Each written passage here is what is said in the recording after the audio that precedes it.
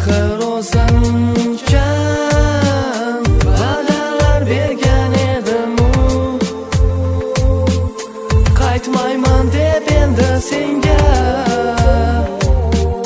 sevgim ustun keldi menda.